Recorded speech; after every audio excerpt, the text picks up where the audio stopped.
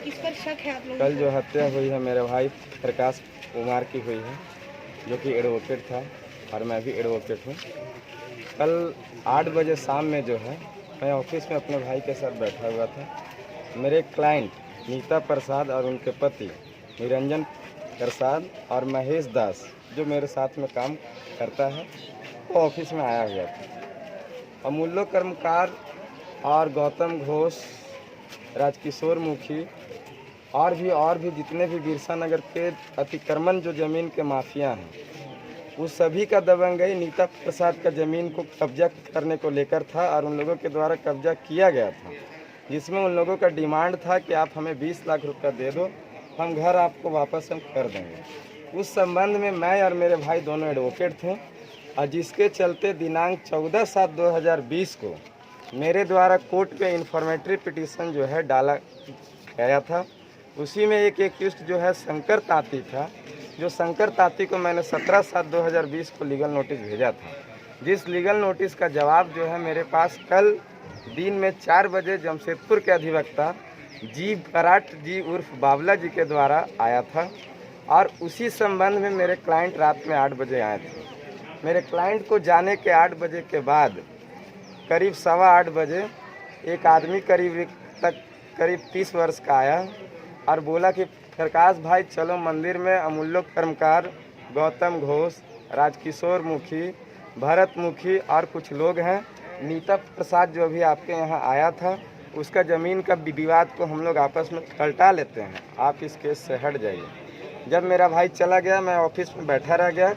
करीब 1 घंटा के बाद 9:30 बजे जब हल्ला गुल्ला हुआ, तो जब मैं दौड़ के गया तो देखा कि हरि मंदिर में मेरा भाई जो है खून से लथपथ है और गिरा हुआ है और उसका पूरा गर्दन रेता हुआ है और सर पे भी पुजाली का वार है। 8-10 आदमी सभी तलवार पुजाली लिए हुए थे। उन लोगों ने देखकर हमें भाग गया। इससे पहले भी अमूल्य कर्मकार के अगेंस्ट में मेरा भाई जो भी गरीब असहाय व्यक्ति था, उसका आवाज़ उठाता था और इस संबंध में वो सीएम हेमंत सोरेन को भी ट्वीट किया था। और इसके ज़मीन के एवज में अमूल्य कर्मकार के द्वारा 9 लाख रुपए का ऑफर मेरे भाई को दिया गया था कि 9 लाख रुपया ले लो या अपना जान बचा लो। मेरे भाई ने कहा कि मैं 9 लाख रुपया नहीं लूँगा, जो गलत है उसका मैं कभी साथ नहीं दूंगा, जिसके चलते कल मेरे भाई की हत्या इन लोगों के द्वारा कर दी गई है।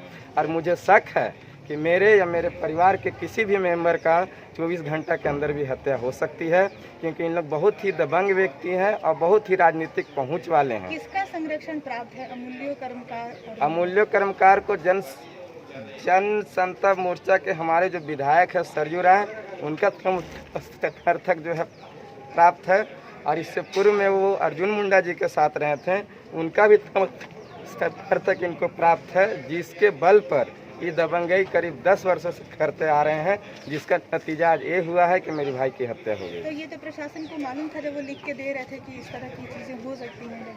प्रशासन को लिख कर दिया गया था, लेकिन प्रशासन मौन था इस बीच में, क्योंकि जो भी ज़मीन में बिरसा नगर में खरीद बिक्री होता था, उसमें कहीं न कहीं पर भी प्रशासन का भी कोई व्यक्ति इन्वॉल्व रहता था, जिसके चलते बात दब जाती थी। नीता प्रसाद महिला है या पुरुष? नीता प्रसाद महिला है, उनके पति का नाम निरंजन प्रसाद है, जिनका ज़मीन आश्रम के बगल में है।